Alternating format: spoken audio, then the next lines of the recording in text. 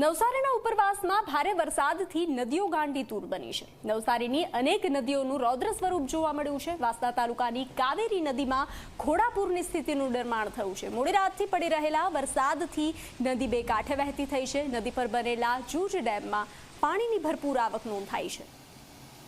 તો નવસારીના ઉપરવાસમાં ભારે વરસાદથી નદીઓ ગાંડીતુર બની છે। નીચાણવાળા વિસ્તારોને એલર્ટ કરવામાં આવ્યા છે।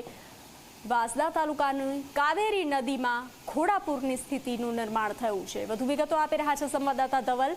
નવસારીના ઉપરવાસમાં ભારે વરસાદથી નદીઓ ગાંડીતુર બની છે।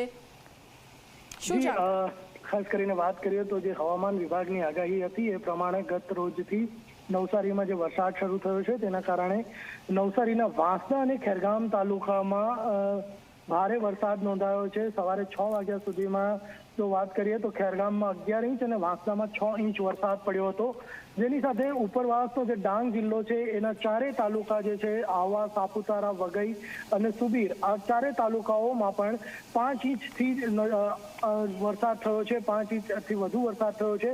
તેના કારણે જે કાવેરો નદી છે, કાવેરી નદી છે, અંબિકા નદી છે એમાં પણ પાણીની આવક વધી છે અને કાવેરો નદી જે છે એ જે જૂજ ડેમને સંબંધિત જે આ નદી છે એમાં પાણીની આવક વધતા ગાંડી બની છે।